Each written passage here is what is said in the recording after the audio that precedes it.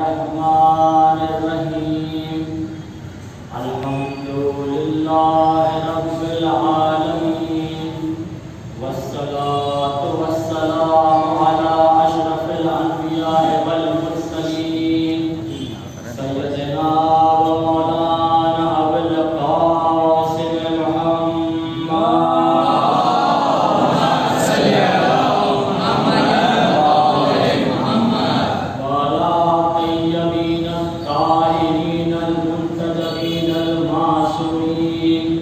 لعنة الله على أعدائهم أجمعين أما بعد فقد قال الله في كتاب الكريم بسم الله الرحمن الرحيم كل نفس ذائقة الموت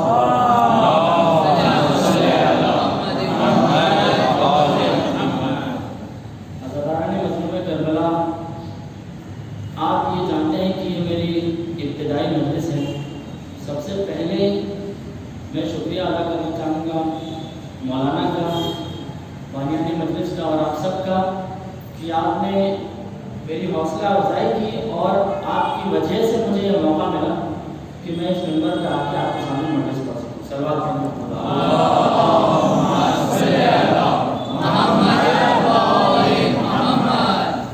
یہ جو آیت میں نے اپنی تمہید کے لیے چنی ہے، کلو بسم اللہ الرحمن الرحیم کلو نفس ذائقۃ الموت، ہم بچپن سے یہ آیت سنتے آئے ہیں، ہم کو اس کا ترجمہ بھی بتائیں. کلو نفس ذائقۃ الموت، ہر نفس کو موت کا ذائقہ چکھنا ہے. بچپن سے ہم یہ آیت سنتے آئے ہیں، اس کا ترجمہ بھی ہم جانتے ہیں کہ ہر نفس کو، ہر شے کو موت کا مزہ، موت کا ذائقہ چکھنا ہے. یہ نہیں لکھا ہے کہ ہر نفس کو موت آنی ہے، ہر شے کو موت آنی ہے. یہ لکھا ہے کہ ہر نفس کو موت کا ذائقہ چکھنا ہے. مگر ہم کو یہ تو نہیں بتایا گیا کسی نے کہ موت کا ذائقہ ہوتا کیسا ہے. یہ تو بتا دیا کہ موت کا ذائقہ چکھنا ہے، یہ نہیں بتایا کہ موت کا ذائقہ ہوتا کیسا ہے. کیونکہ جس نے موت کا ذائقہ چکھ لیا وہ بتانے کے لیے رہا نہیں، اور جو بتا پا رہا ہے اس نے ابھی تک موت کا ذائقہ چکھا نہیں. تو ظاہر سی بات ہے کہ اس کا جواب بڑے بڑے سائنٹسٹ، بڑے بڑے فلاسفر نہیں دے پائے. اور 1400 سال سے جب ہم کسی بھی مسئلے میں، کسی بھی مرحلے میں جب ہم پھنستے ہیں، کوئی بھی کسی بھی مرحلے میں پھنستا ہے تو وہ ایک ہی خانوادہ ہے جو اس کا جواب دے پاتا ہے. بڑے بڑے فلاسفر، بڑے بڑے سائنٹسٹ اس کا جواب نہیں دے پائے کہ موت کا ذائقہ ہوتا کیسا ہے. آئیے میں آپ کو لے کے چلتا ہوں کربلا کی زمین پر. مولا حسین 13 برس کے قاسم سے پوچھ رہے ہیں، بیٹا قاسم تمہارے لیے موت کیسے ہے؟ جان شہد سے زیادہ شیریں.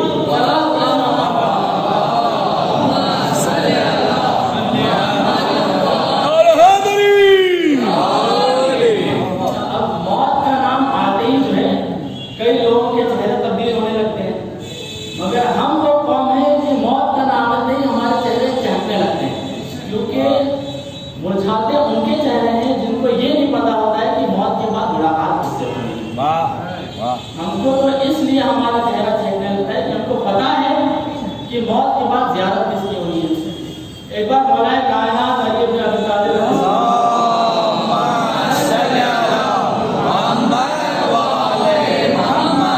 کسی نے سوال کیا کہ مولا موت انسان کی ہوتی کیسی ہے؟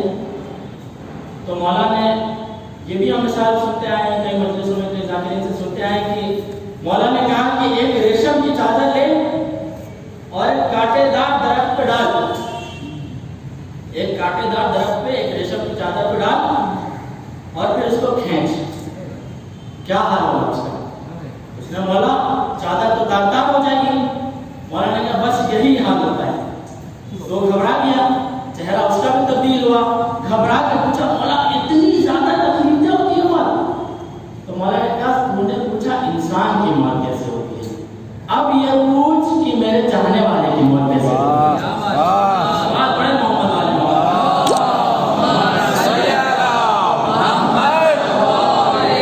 اہل بیت کے دشمنوں پر لانا. پوچھا مولا بتائیں آپ کے چاہنے والے کی، آپ کی محب کی موت کیسے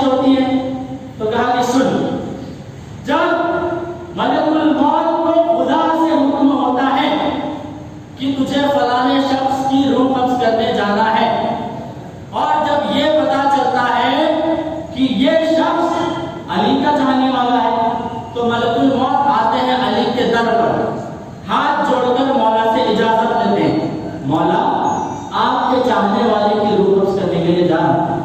تو مولا یہ کہتے ہیں اچھا یعنی کہ میرے محب کی زیارت پہ جا رہا ہے۔ آپ جملہ سنے کچھ دن پہلے مولانا نے کہا بھی تھا کہ زیارت یعنی کہ عربی زبان میں ملاقات کو کہتے ہیں، اور ملاقات کی معنی یہ ہے کہ دونوں پارٹی جو ہیں ان کا یہ شرط ہے کہ دونوں پارٹی زندہ رہیں۔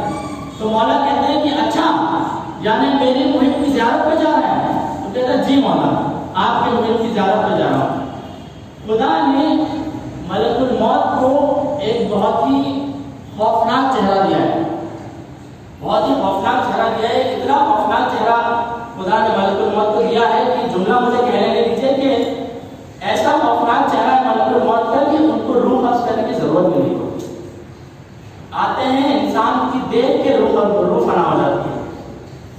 تو جب پتا چلتا ہے کہ اچھا میرے چاہنے والے کی زیارت پہ جا رہا ہے، چہرے کو تبدیل کر، چہرہ تبدیل کر اور ایک خوبصورت نوجوان کی شکل اختیار کر، ایک خوبرو نوجوان کی شکل اختیار کر اور ایک خوبصورت سا لباس پہن، جنت کی خوشبو لگا، ہاں اب تو تیار ہے میرے چاہنے والے کی زیارت کے لیے۔ عزاداروں دیکھ رہے ہیں ملک الموت کو کتنی تیاری کرنی پڑتی ہے ہم سے آج ملاقات کرنے کے لیے، کیوں کس کے چاہنے والے سے ملاقات کرنے آ رہے ہیں۔ تو جب تیار ہو جاتا ہے ملک الموت، آتا ہے اس شخص کے قریب آتا ہے، تو جس کی روح قبض کرنے کے لیے آتا ہے نا، اس کے سامنے ملک الموت آ کے کھڑے ہو جاتے ہیں۔ جیسے ہی اس شخص کی اس خوبصورت نوجوان کی طرف نظر پڑتی ہے جو کہ ملک الموت ہے، جیسے ہی نظر پڑتی ہے کچھ دیر تک تو غور سے ملک الموت کو یہ انسان دیکھتا ہے، دیکھ کے تھوڑی دیر جب دیکھ لیتا ہے تو آہستہ سے ملک الموت آسمان کی طرف اشارہ کرتے ہیں، اوپر تو دیکھ۔ جیسے ہی یہ چاہنے والا آسمان کی طرف اپنی نگاہیں کرتا ہے، اوپر سے میرا مولا چہرے سے نقاب ہٹا کے سلام پڑھے محمد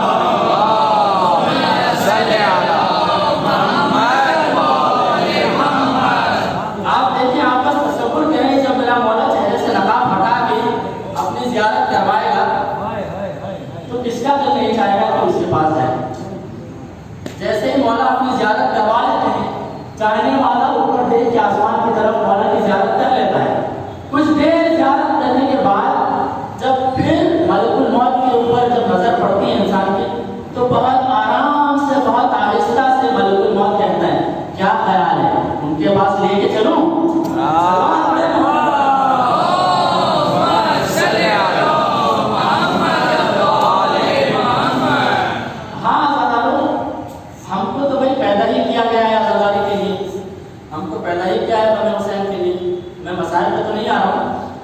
مگر یہ واقعہ ہم بچپن سے سنتے آئے ہیں، یہ واقعہ جو ہے ہماری ماؤں نے ہماری تربیت کے لیے ہم کو سنایا ہے کہ ایک بار جب خدا کے رسول خدا صلی اللہ علیہ وسلم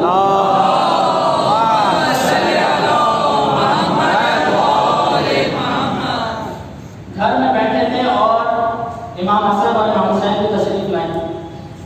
کچھ دیر بعد امام حسن علیہ السلام کے ہونٹوں کا بوسہ لیا اور پھر امام حسین علیہ السلام کے گلو کا بوسہ لیا۔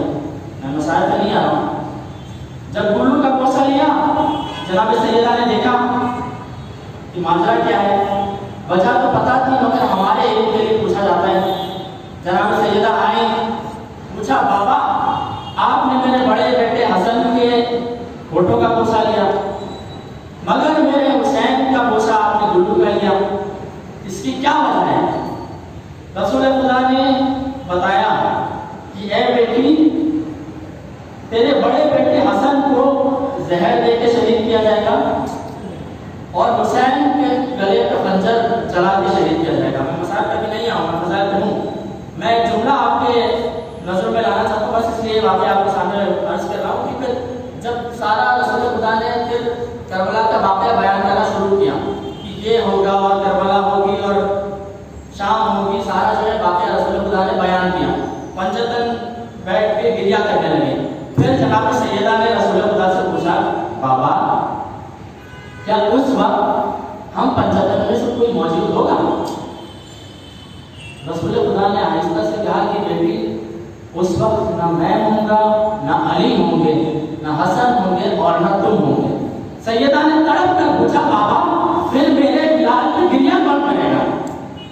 جب یہ پوچھا گا کہ میرے لال پہ گریا کون کرے گا، رسول خدا صلی اللہ علیہ وسلم نے کہا کہ اللہ ایک قوم خلق کرے گا، خدا ایک قوم خلق کرے گا جو تمہارے لال کا غم منائے گی، اللہ ایک قوم خلق کرے گا جو تمہارے لال کا غم منائے گی، اللہ ایک قوم خلق کرے گا جو تمہارے لال کا ماتم کرے گی۔ اب اس سے یہ پتہ چلتا ہے کہ ہمارے وجود کا مقصد کیا ہے۔ اس سے یہ پتہ چلتا ہے کہ ہمارا اس دنیا میں آنے کا مقصد کیا ہے۔ کوئی وجہ ہوتی ہے، جیسے کچھ فرشتوں کی جو ہے وجہ سلوات پڑھنے کی ہوتی ہے،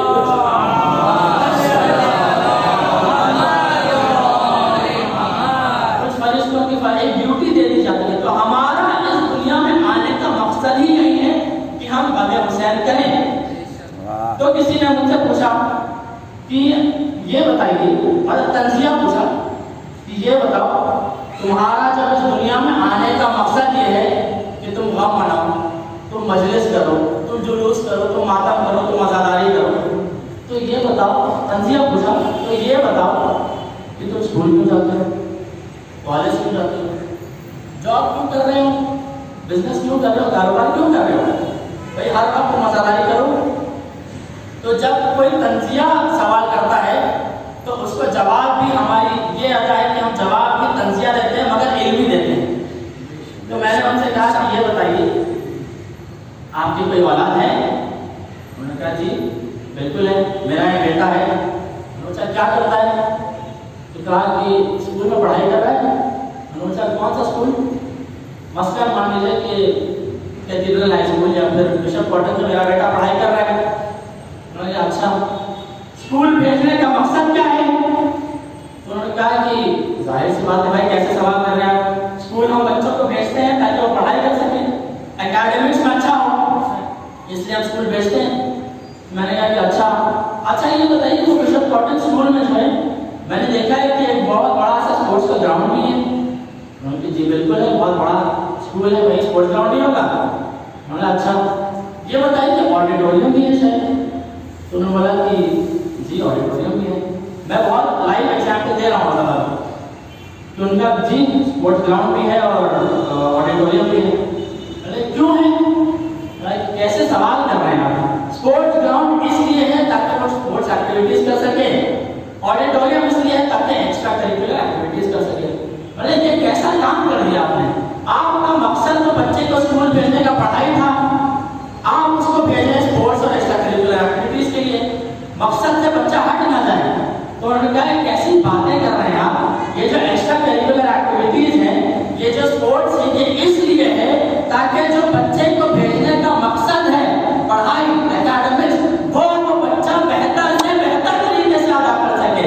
میں نے کہا بس آپ نے جواب نہیں، میرا جواب ہو گیا، اسی لیے ہم جاب کرتے ہیں، اسی لیے ہم پڑھائی کرتے ہیں، اسی لیے ہم بزنس کرتے ہیں۔ سلام پڑھے محمد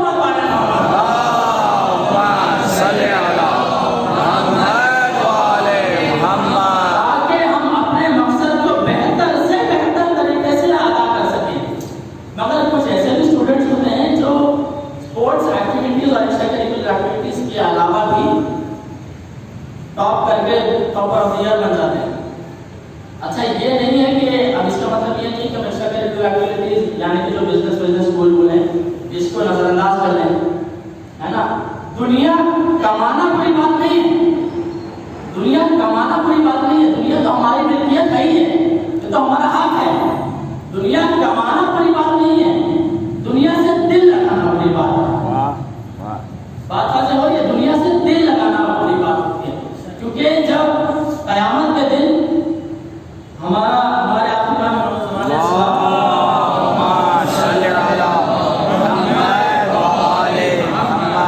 ازاداروں کو جب صدا دیں گے نا، جب صدا دیں گے جانے والوں کو، تو کچھ لوگ ایسے ہوں گے جو یہ سوچیں گے، جو مولا کی جو امام کی صدا تو سنیں گے مگر پھر یہ سوچیں گے کہ اگر میں چلا گیا تو میری دولت کا کیا ہوگا، میری پراپرٹی کا کیا ہوگا، میں نے جو اتنا عالیشان گھر بنگلہ بنایا ہے اس کا کیا ہوگا،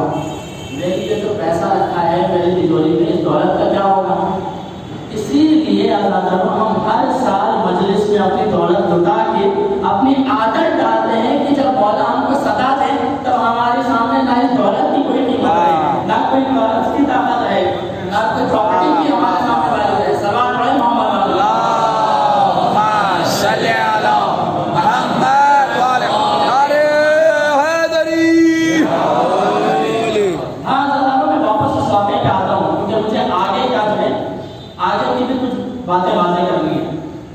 تو جب یہ واقعہ پیش آیا نا، تب جب یہ پتا چلا کہ خدا ایک قوم قتل کرے گا جو تمہارے لال کا غم منائے گی، تو امام حسین علیہ السلام اٹھے، رسول خدا صلی اللہ علیہ وسلم کے سامنے آئے اور پوچھا نانا جان آپ اس قوم کو بدلے میں کیا دیں گے؟ یہ جو قوم اس پہ غم منائے گی آپ اس قوم کو کیا دیں گے؟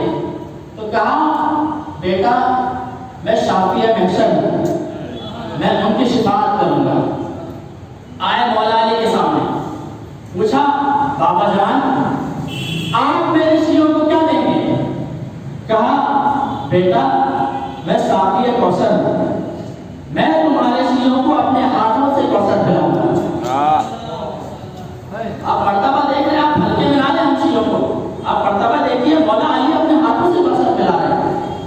آئے امام حسن کے پاس، پوچھا بھیا آپ میرے شیعوں کو کیا دیں گے؟ کہا حسین میں جنت کے جوانوں کا سردار ہوں، میں جنت میں ان کو مقامات عطا کروں گا۔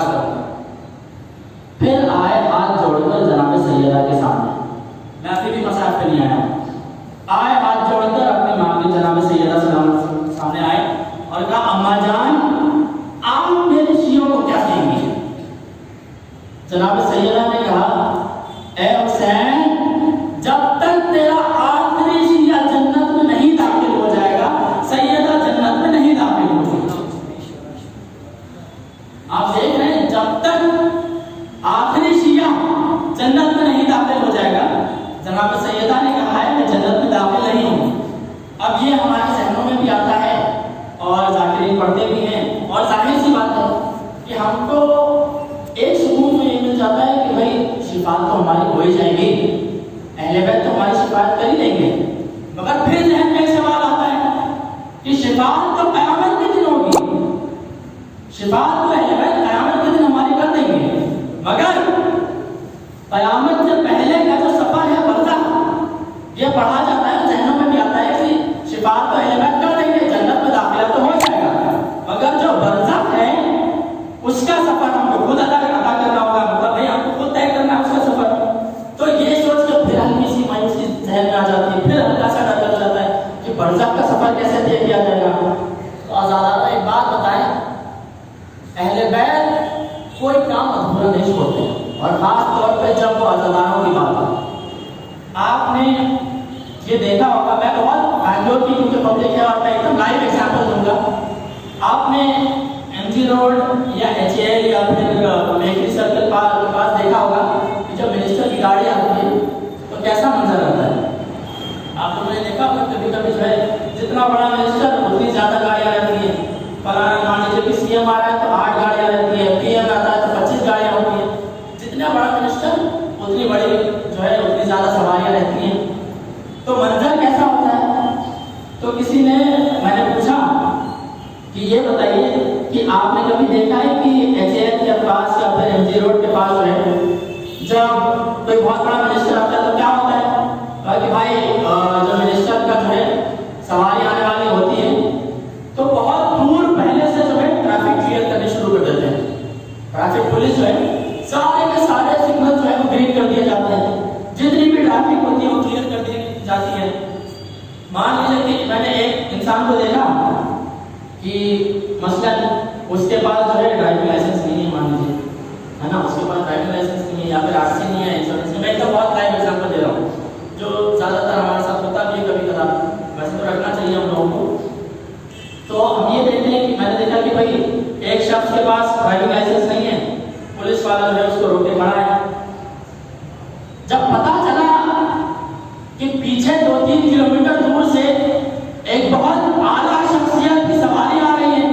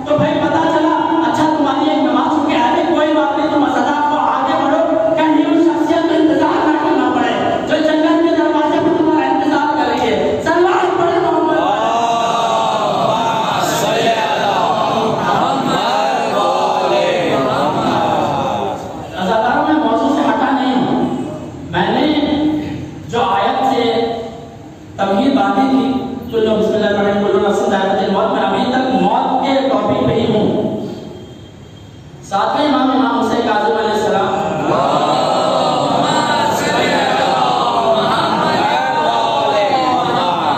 ये हदीस है कि नींद मौत की बहन, नींद मौत की बहन है और नींद टेम्पररी मौत है। बहुत गौर से सुने, आपकी तवज्जो का तालिब हूं मैं आपको। नींद टेम्पररी मौत है और मौत परमानेंट नींद। अब नींद का फलसफा क्या है, नींद के असल मायने क्या है? अगर मैं टेक्निकल टर्म्स में अगर नींद का मायने बयान करना शुरू करूं तो मान लीजिए कि मकसूद भाई, शायद सो तो नहीं है मकसूद भाई, सलवात पढ़े मोहम्मद,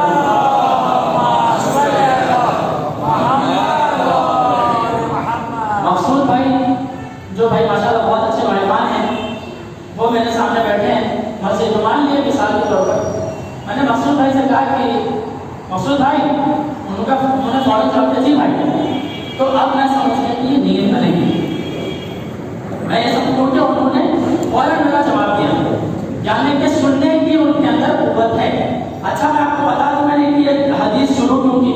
हमसे ये सवाल किए जाते हैं ना कि आप माज़ाला सुबह माज़ाला मुर्दों से दुआ तलब करते हैं, आगे जो रोज़े के सामने, मज़ार के सामने, ये बाबुल हवाइज के सामने माज़ाला जो दुआ करते हैं, ये मुर्दे से आप दुआ तलब करते हैं। ये कहाँ आपको सुन रहे हैं?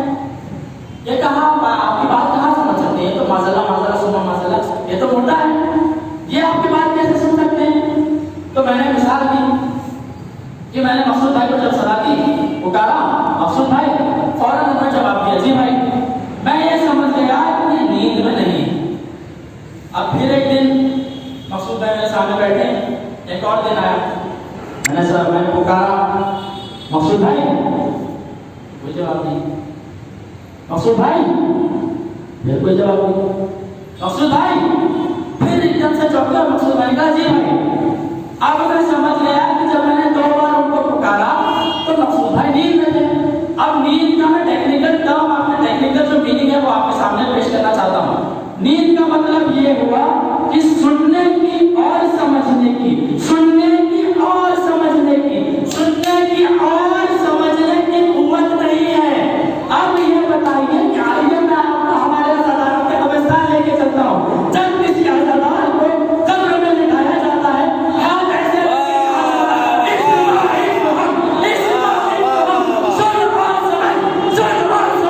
पता ये चला कि जिसका गुलाम इस दुनिया से जाने के बाद सुनने और समझने की ताकत रखता है, यानी कि सुनने की समझने की जो ताकत रखता है, यानी कि जिसका गुलाम इस दुनिया के जाने के बाद मुर्दा नहीं होता, उसका ईमान कैसे मुर्दा होगा?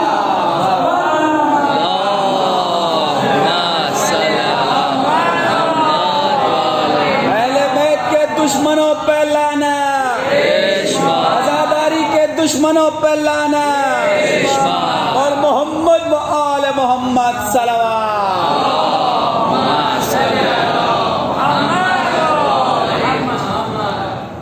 हाँ ज़राए मुस्लिम करबला, मैंने जो फ़ज़ाइल पढ़े, आपने उसकी जो दाद दी, उसका मैं शुक्रिया अदा करता हूँ। इतने सिन में मुझे मौका मिला कि मैं इस नंबर पे आ सकूँ और आपने खूब हौसला अफजाई की, मैं आपसे इसका शुक्रिया अदा करता हूँ। मगर जो आगे के फ़िक्रे हैं, जो मसाइल के फ़िक्रे हैं, ये सुन के जो आपके आंखों में आंसू आएंगे, उसका शुक्रिया मैं नहीं अदा करूँगा, उसका शुक्रिया वो बीवी अदा करेगी जो आपके आंसू लेने के लिए आई। हाँ ज़राए मुस्लिम करबला, ये जो शहादत है आज मासूम सलाम अलैहा की, वो पढ़ने से पहले मैं आपको ये बताता चलूँ कि जब जनाब ज़ैनब का, क्योंकि देखिए जैसे ही जनाब मासूम का मसाइब आता है, फौरन हमारे ज़हन में जनाब ज़ैनब का बयान आता है। जब जनाब ज़ैनब सलाम अलैहा का रिश्ता आया, उनके लिए जब रिश्ता आया जनाब अब्दुल्ला का, तब मौला अली ने जनाब अब्दुल्ला को बुला के अपने करीब पे बिठा के कहा, ए अब्दुल्ला, عبداللہ اس جہان میں کئی باپ اور بیٹے آئے ہیں، تاریخ میں کئی باپ اور بیٹے آئے ہیں، لیکن یعقوب اور یوسف جیسے باپ بیٹے نہیں آئے۔ یعقوب اور یوسف جیسے باپ بیٹے نہیں آئے۔ اس تاریخ میں، اس جہان میں، اس کائنات میں کئی باپ اور بیٹیاں آئی ہیں، کئی باپ اور بیٹیاں آئی ہیں، مگر رسول خدا اور جناب سیدہ جیسی باپ بیٹی نہیں آئی۔ ہاں عبداللہ، اسی طریقے سے اس جہان میں، تاریخ میں کئی بھائی اور بہن آئے ہیں، مگر حسین اور زینب جیسے بھائی بہن نہیں آئے۔ عبداللہ اس جہان میں حسین اور زینب جیسے بھائی بہن نہیں آئے۔ یاد رکھنا عبداللہ، جب کسی دن حسین کو کسی سفر پہ جانا ہو تو کبھی زینب کو روکنا مت۔ یہ وہ بہن ہے جو اپنے بھائی کی جدائی برداشت نہیں کر سکتی۔ ہاں سالارِ مظلوم کربلا، ہم کو دیکھنے کو تاریخ میں ایک اور بھائی بہن کی محبت ملتی ہے۔ ایک بھائی خراسان میں اور اس کی بہن مدینے میں۔ جو لوگ گئے ہیں زیارتوں پہ یا پھر عمرہ پہ، ان کو یہ پتا ہوگا کہ مدینے سے لے کر خراسان تک کا سفر کتنا لمبا ہے۔ بہت طویل سفر ہے، بہت لمبا سفر ہے۔ ایک دن اس بہن کو جناب معصومہ خود، جن کا نام فاطمہ ہے اور لقب معصومہ ہے، ایک دن بے چینی ہوئی اور دل تڑپ کر اٹھا، دل تڑپا اور بے چین ہو کر اٹھی نیند سے اور کہا کہ مجھے اپنے بھائی کے پاس لے چلو، مجھے اپنے بھیا کے پاس لے چلو، میرا دل بہت بے چین ہے۔ لوگ آئے اور کہا بی بی کیا وجہ ہے؟ کہا مجھے پتا نہیں کیوں ایسا لگ رہا ہے کہ میرے بھیا پہ بہت بڑی آفت آنے والی ہے، مجھے فوراً اپنے بھیا کے پاس لے چلو۔ لوگوں نے کہا بی بی مدینے سے خراسان کا سفر بہت طویل ہے، بہت لمبا سفر ہے۔ کہا کہ مجھے کوئی فرق نہیں پڑتا، مجھے بس اپنے بھیا کے پاس لے چلو، مجھے اپنے بھائی پاس جانے کے بعد چین آئے گا۔ بہرحال میں ڈیٹیل پڑھوں گا، پھر جناب معصومہ خود کی سواری تیار کی گئی، بہت ہی ادب و احترام کے ساتھ، بہت ہی عزت کے ساتھ پردے کا اہتمام کیا گیا، سواری کا انتظام کیا گیا، جناب معصومہ خود کو سوار کیا گیا۔ اب جو سفر تھا وہ بہت ہی طویل تھا، سفر آپ سنتے ہیں، سفر میں نہیں پڑھوں گا، بہت طویل سفر تھا۔ کئی مشقتوں کے بعد بہرحال جناب معصومہ خود جب شہر خراسان میں پہنچی عزاداروں، تو آہستہ سے نظریں اٹھائی محمل سے اور دیکھا کہ سیاہ جھنڈے لگے، سارے شہر میں غم کی گھٹا چھائی ہوئی ہے، لوگ سیاہ لباس پہنے کھڑے ہیں اور کوچے ہارے گلی میں سیاہ جھنڈے لگے ہوئے ہیں، کالے کالے جھنڈے، سیاہ جھنڈے جو ایک ایک گلی، ایک ایک محلے میں لگے ہوئے ہیں۔ جناب معصومہ خود نے جب یہ دیکھا تو دل اور گھبرایا، دل اور بے چین ہوا۔ جب بے چین ہوا تو دیکھا کہ ایک گروہ ہے شیعوں کا، ملتان اہل کا ایک گروہ ہے، ان کو یہ پتا چلا کہ یہ مولا رضا کی بہن کی سواری ہے۔ ہاتھ جوڑ کر محمل کے سامنے کھڑے ہو گئے، محمل کے سامنے کھڑے ہو کر کہا اے بی بی اجازت ہو تو گفتگو کریں۔ آپ پردے کا اہتمام دیکھیے، احترام دیکھیے۔ پہلے کہا اے بی بی آپ کی اجازت ہو تو ہم شیعہ آپ سے کلام کریں۔ کہا کہ اجازت ہے، یہ بتاؤ کہ ماجرا کیا ہوا، بتاؤ کہ ماجرا کیا ہے، یہاں پہ ہوا کیا ہے۔ کہا کہ اے بی بی آپ کے بھائی مولا رضا کو زہر دے کے شہید کر دیا گیا۔ یہ سننا تھا کہ معصومہ خود نے ایک چیخ لگائی، چیخ مار کے محمل میں رونے لگی۔ ان شیعوں نے ہاتھ جوڑ کے کہا بی بی ہم تو